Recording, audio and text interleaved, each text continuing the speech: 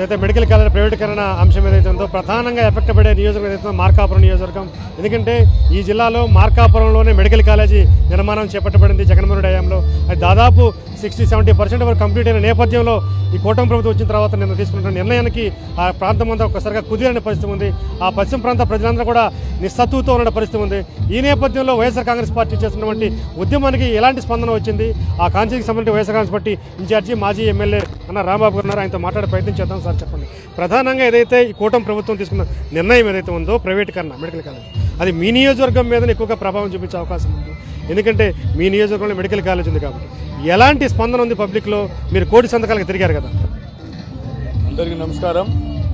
జగన్మోహన్ రెడ్డి గారి పుణ్యమ అంట వెనుకబడ్డ ప్రాంతమైనటువంటి మార్కాపూర్ రెవెన్యూ డివిజన్కి ప్రభుత్వ మెడికల్ కాలేజీ మంజూరైతే ఈ కూటమి ప్రభుత్వం దుర్మార్గమైనటువంటి నిర్ణయం తీసుకుని ప్రజలకు అందాల్సినటువంటి ప్రభుత్వ పరంగా అందాల్సినటువంటి వైద్యాన్ని విద్యను దూరం చేస్తూ పీపీపీ పద్ధతిలో వాళ్ళు దుర్మార్గమైన నిర్ణయం తీసుకోవడం జరిగింది. దానికి నిరసిస్తూ వైఎస్ఆర్ కాంగ్రెస్ పార్టీ అధ్యక్షులు మాజీ ముఖ్యమంత్రి వర్యులు జగన్మోహన్ రెడ్డి గారి ఆదేశాల ప్రకారం ప్రజలకు అండగా నిలబడి వైఎస్ఆర్ కాంగ్రెస్ పార్టీ ప్రతి శ్రేణులు కూడా ప్రజలకు వివరించడం జరిగింది. ఆ విషయమంతా తెలుసుకున్న తర్వాత ప్రజల్లో కూడా ఒక అవేర్నెస్ అనేది వచ్చి ఇంత దుర్మార్గంగా ఈ కూటమి ప్రభుత్వము ఇంత ప్రజలకు వ్యతిరేకంగా తీసుకున్న నిర్ణయాన్ని వ్యతిరేకిస్తూ వాళ్లే మాకు స్వాగతం పలికి ఒక్క వైఎస్ఆర్ కాంగ్రెస్ పార్టీకి చెందిన వాళ్లే కాకుండా అన్ని పార్టీలకు చెందినటువంటి వాళ్ళు కూడా ప్రజల యొక్క శ్రేయస్సు కోరుతూ ఈ ప్రజాస్వామ్య విలువల్ని కాపాడుతూ వారికి ఉండేటువంటి హక్కుల్ని పొందేదానికోసం జగన్మోహన్ రెడ్డి గారు ఇచ్చినటువంటి పిలుపు మేరకి విస్తృత స్థాయిలో సంతకాలకు ఎదురొచ్చి సంతకాలు పెట్టడం జరిగింది. మీ నియోజకవర్గంలో ప్రధానంగా జిల్లాలోనే టాప్ అని చెప్తున్నారు. ఆ సంతకాల సేకరణలో కావచ్చు, అది ప్రజల నుంచి వచ్చినటువంటి ఉత్సాహమైనా లేకపోతే ఎట్లాంటి మీ మొబిలైజేషన్ ఉందంటారా?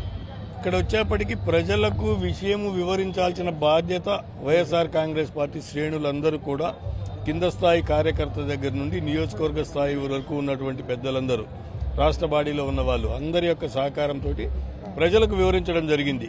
జగన్మోహన్ రెడ్డి గారి ప్రభుత్వం ప్రజల కోసము ప్రజల పక్షాన నిలబడి ఏమి ప్రజలకు ఉపయోగపడే పనులు చేసింది, ఆరోగ్యము విద్య గురించి, అలాగే ఈ కూటమి ప్రభుత్వం తీసుకున్న దుర్మార్గం వల్ల ప్రజలకు జరగబోయేటువంటి నష్టం ఏంటి అనేది వివరించడం జరిగింది. దానికి చైతన్యవంతులైనటువంటి ప్రజలు వాళ్ళంతటా వాళ్లే ముందుకు వచ్చేసేసి ఈ కూటమి ప్రభుత్వం తీసుకున్న నిర్ణయాన్ని పునర్సమీక్ష చేసుకుని వాళ్ళు రద్దు చేయాలి. జగన్మోహన్ రెడ్డి గారు ఏదైతే సంకల్పించి ప్రజల కోసం వైద్యాన్ని సూపర్ స్పెషాలిటీ హాస్పిటల్ ద్వారా వైద్యాన్ని అందించాలని, అలాగే పేద బడుగు బలహీన వర్గాల బిడ్డలు మధ్యతరగతి కుటుంబాల బిడ్డలు కూడా వైద్య వృత్తిని అభ్యసించాలని చెప్పేసి ఆకాంక్షించారో దానికి అనుగుణంగానే ప్రజలందరూ కూడా మమేకమై అండగా నిలబడినారు. మీ నియోజకవర్గంలో ఎంతమంది ప్రజలు సంతకాల సేకరణలో పాల్గొన్నారు? మొత్తం మేము పార్టీ ఆదేశాల ప్రకారం 60,000 తీసుకుని మేము ప్రింట్ చేపించి మా నాయకులు కార్యకర్తలందరూ కూడా ప్రజల దగ్గరికి పోవడం జరిగింది. అది సరిపోక మళ్లీ 20,000 చేపించినాం, అది సరిపోక మళ్లీ 10,000 చేపించినాం. మొత్తం కలిపి 90,000 లెటర్లు ప్రజల దగ్గరికి చేరినాయి. అందులో 84,000 చిల్లర మా చేతికి అందినాయి.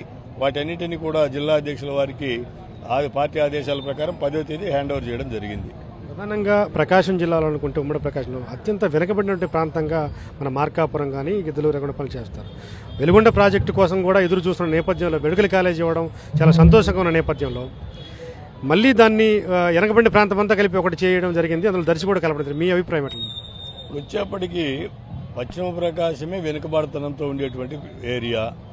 అది గమనించినటువంటి గుర్తించినటువంటి జగన్మోహన్ రెడ్డి గారు వారు ముఖ్యమంత్రిగా ఉన్నప్పుడు జిల్లాకు ఒక మెడికల్ కాలేజీ పెట్టాలని చెప్పేసి భావించినప్పటికీ కూడా ఆ ప్రాంత వెనుకబాటుతనము, ఆ ప్రాంత ప్రజలు ఆ వైద్యం కోసము సుదూర ప్రాంతాలకు పోవాల్సిన పరిస్థితిని గమనించి రెండో మెడికల్ కాలేజీ ఆ ప్రాంతం మీద అభిమానంతో ప్రేమతోటి ఆ ప్రజలకు సేవలు అందాలనే దృక్పథంతో రెండో మెడికల్ కాలేజీ పెద్ద మనసుతో మంజూరు చేసినారు.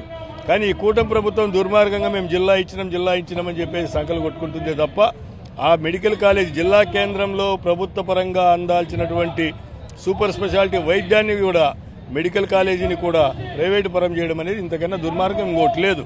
జగన్మోహన్ రెడ్డి గారికి ఆ ప్రాంతం మీద ప్రేమ ఉంది కాబట్టే మెడికల్ కాలేజ్ ఇచ్చినారు.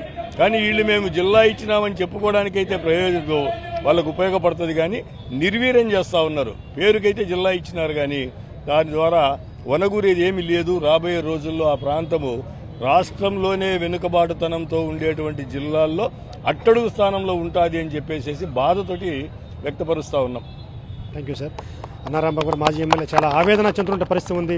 ఇప్పటికే బాగా వెనకబడినటువంటి ప్రాంతంగా ఉన్నటువంటి మా నియోజకవర్గం కావచ్చు, మా చుట్టుపక్కల ఉన్నటువంటి పశ్చిమ ప్రాంతం కావచ్చు, మరింత వెనకబాటు చేసే విధంగానే కూటమి ప్రభుత్వ చర్యలు ఉన్నాయి తప్ప ఇందులో దాన్ని బాగు చేసేందుకు కూడా కొత్త జిల్లా ఏర్పాటు చేసినామని చెప్పే పరిస్థితి కూడా లేకుండా పోయింది. కేవలం జిల్లా ఏర్పాటు చేశాం కొత్తని చంకల గుద్దుకునే పరిస్థితి, కానీ దాని మీద ఉన్నటువంటి బాగోగులు, చిత్తశుద్ధి, శ్రద్ధ అనేది కూటమి ప్రభుత్వానికి లేదు అని ఆయన చెప్పడం పరిస్థితి. వీడియో కరీంతో శ్రీనివాస్, సాక్షి టీవీ, ఒంగోలు.